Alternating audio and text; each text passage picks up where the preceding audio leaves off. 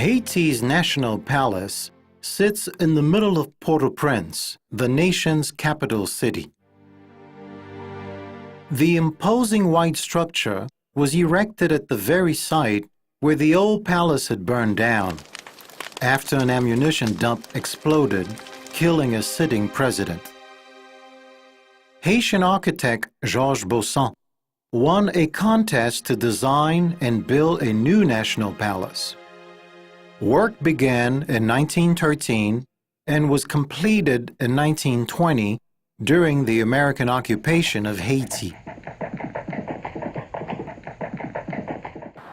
Over the years, the National Palace endured multiple attacks like aerial bombardments and land assaults. But on January 12th of 2010, the National Palace experienced an attack of a different sort.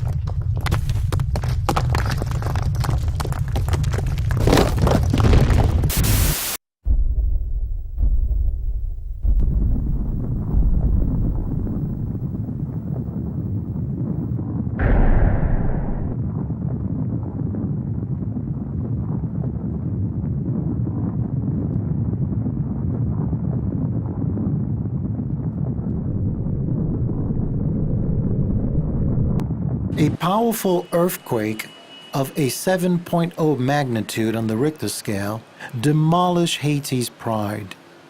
In 35 long seconds, the palace tumbled down. Le jour du séisme, j'ai été très chanceux parce que j'ai été invité à la célébration du 150e anniversaire de la faculté de droit d'Haïti. Et donc, je n'étais pas au palais, je suis sorti. Et comme je n'aime pas être en retard, je suis sorti très tôt. Et arrivé devant chez moi, on m'a appelé pour me dire que j'étais en avance. Et je suis rentré chez moi. Et là encore, j'ai eu une deuxième chance parce que sur la cour, j'ai trouvé ma petite fille qui a 9 mois, à qui on donnait à manger. Et je suis resté dans la cour pour lui donner à manger. Et c'est là que le tremblement de terre m'a surpris et j'ai vu ma maison s'effondrer. Donc, si j'étais au palais, je serais mort. Si j'étais chez moi, je serais mort. Donc j'ai eu beaucoup de chance. The surrounding government and administrative buildings were not spared either. The Palace of Ministries, particularly the Ministry of Interior and the Ministry of Health, were leveled.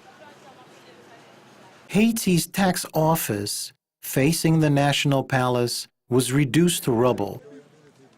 A 5-storied building built over 40 years ago caved in, killing its director and scores of other state employees. 15 minutes before the earthquake, I was standing on the monumental stairs before the palace, and I was working with people from the Ministry of Culture, from the mayor's office, the mayors of Port-au-Prince, and we were planning an opening ceremony for Carnival. As a matter of fact, we were trying to see how to accommodate 2,000 community school children on the stairs of the National Palace. And so the president and I, we left the palace at about 4:45, so we barely missed it. The Palace of Justice, another neoclassic building adjacent to the National Palace, also suffered the same fate. Built around the same time as the National Palace, the Palace of Justice was a majestic building.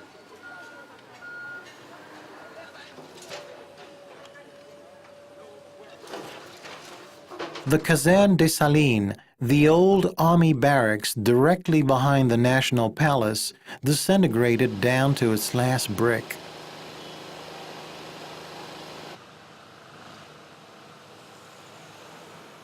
The National Police building across the palace took a direct hit, leaving the structure unsafe.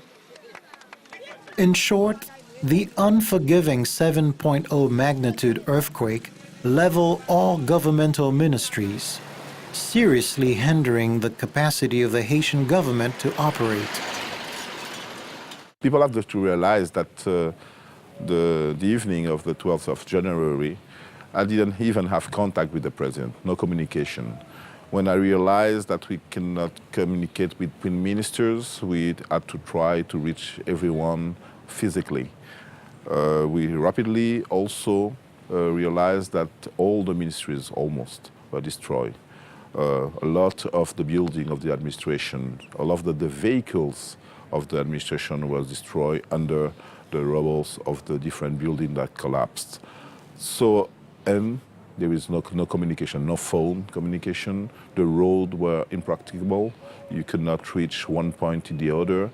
So at that time, you can just consider that there was no administration, just a government, people forming the government, but no administration. As we move away from the perimeter of the palace and the governmental center, the effects of the quake were clearly visible on the city of Port-au-Prince. It is fair to say that over 60% of the city was destroyed. The statistics were staggering. Over 250,000 buildings had succumbed to the quake. Of that number, 25,000 were commercial buildings, a huge blow to the Haitian private sector. Well, the formal private sector of Haiti is almost like an extinct species. After the earthquake, I think everybody has been weakened tremendously. They have lost their physical business, they've lost their inventory, and they have lost sales since January 12th. So you can imagine that in order to recuperate, they have to rebuild, they have to restock, and they will never be able to get back the sales that were lost. No sector was left untouched. The legislative branch came to a sudden halt when the legislative palace was torn to pieces. Le 12 janvier, le jour du séisme, on se trouvait au Parlement. Nous étions à peu près 6 sénateurs parce que nous allions passer à l'élection de nouveaux bureaux. Et c'est ainsi que le tremblement de terre est arrivé. Il était environ 5h moins 10 quand on a commencé à sentir ce tremblement de terre. J'ai essayé de prendre la fuite. Quand je me suis rendu compte que c'était un tremblement de terre, j'ai essayé de prendre la fuite par la porte et je n'ai pas pu sortir. À ce moment, j'ai essayé de sauter par une fenêtre, je n'ai pas eu le temps et je me suis retrouvé complètement sous la décombre. Tout s'est effondré, le Parlement s'est effondré complètement. Et là, j'ai dû attendre qu'on vienne me récupérer, ce qui a pris à peu près 5 heures de temps. Haitians are known for their legendary sense of humor. Through this ordeal, they managed to retain it. Quickly, word circulated that the quake had been democratic and that everyone had found their fair share. And so it was that even the church had not been spared. Today, there are no churches standing in Port-au-Prince.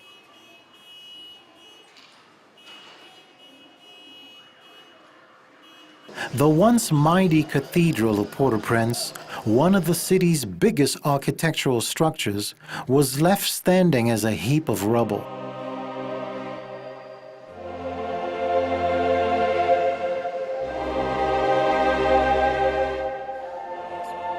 And what of the human tragedy? Nearly 300,000 people perished in a brutal earthquake which lasted 35 seconds, ranking it as one of the deadliest quakes of all time. J'ai vu des Haïtiens avec leurs mains nues et des outils dérisoires s'attaquer au béton, s'attaquer offert pour essayer de secourir les gens. Et ensuite, les Haïtiens se sont entraidés.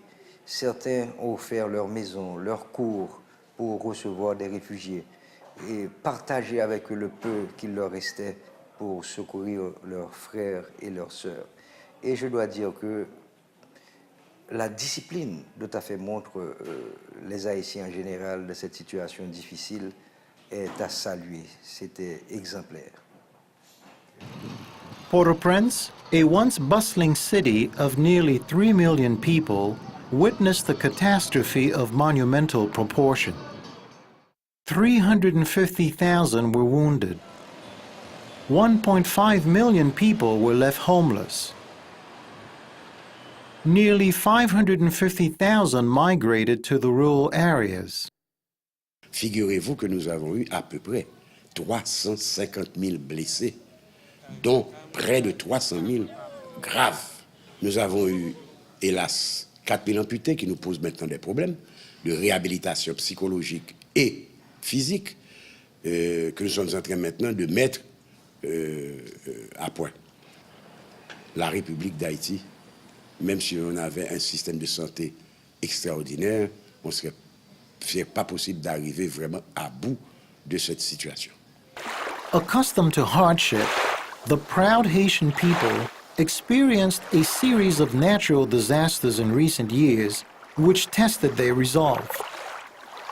No later than September 2008, the country experienced a string of storms which destroyed the city of Gonaïves and seriously hampered agricultural production. Despite the setback, the economy grew by 2.9%, but this latest catastrophe hit really hard. Overnight, Haiti lost 50% of its gross national product. The PDNA, the process done with our international partner trying to assess the damage, talk about between 11 and 14 billions of dollars of losses. Most of those damage were suffered by the private sector that we will have to support. In terms of buildings, in terms of houses, there is around a need for around 3.54 billion during the next 18 months. Another sector which received a huge blow is the nation's educational sector. 80% of the nation's schools were concentrated in the highly centralized and congested city of Port-au-Prince. Le système éducatif a été touché dans le département de l'Ouest en particulier. C'est près de 5 000 écoles endommagées, dont près de 4 000 entièrement détruites. Nous avons perdu quelques 500 enseignants, près de 4 000 élèves seraient morts et environ 200 cadres administratifs. I would like to call on the international community to consider when they look at the different fields where they would be helping us to consider the specific field of education, and in particular the urgent need to provide free education to all children who are attending basic school. This is going to be our first demonstration of respect for the dignity of the Haitian people and for the pain that they have been enduring since the January 12th earthquake. Reconstruction will have to take into account alternative building methods. The death toll that we have sustained out of that earthquake is due, as far as I'm concerned, to the habit that the Haitian people has taken in building without builders, doing architecture without architects, and planning without planners, meaning, in fact, using technique of construction that are totally out of code and out of standard. As tragic as this latest catastrophe was in terms of human life and the physical destruction, it is nevertheless an opportunity for Haiti to rebuild better. Il faut repenser Haïti et décentraliser, c'est-à-dire la décentralisation ne se décrète pas. Il faut aménager des conditions pour la création d'emplois dans les provinces. Il faut aménager des conditions pour l'éducation, pour la santé, pour aider l'agriculture. 60% de la force vive d'Haïti, c'est les agriculteurs. Ensuite, repenser Port-au-Prince. Je crois que ce serait une très grande erreur de ne pas prendre avantage de ce qui est arrivé pour avoir un nouvel Haïti et un nouveau Port-au-Prince. Reconstruction will take years, money, and endless efforts on the part of the Haitian people, the state, and the international community. Je crois que avec cette résilience du peuple haïtien, un peuple qui sait travailler, un peuple discipliné, et avec l'aide de la communauté internationale, Haïti aura un meilleur avenir. I would like to call on the population of Haiti, on all sectors of the population, on the diaspora to continue to show resolve, to show solidarity and fairness in addressing the consequences of this deadly earthquake. We owe this to our heroes who have fought to leave us with a free country. That will be our legacy to our children, to future generation, to the nation. This is also going to be the way to express our gratitude to the international community, to all of those in the world who have shown so much solidarity, such a spontaneous response to what has happened to Haiti. If these commitments are respected by all parties involved, Haiti will regain the beauty of its once opulent palace.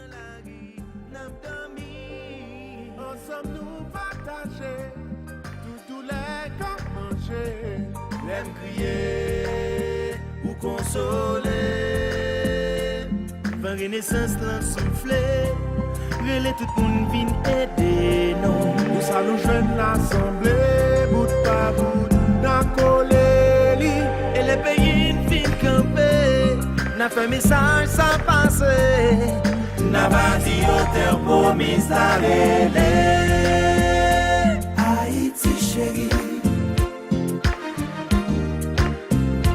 Haïti chérie, un allo pas pour nous épier. Commencer.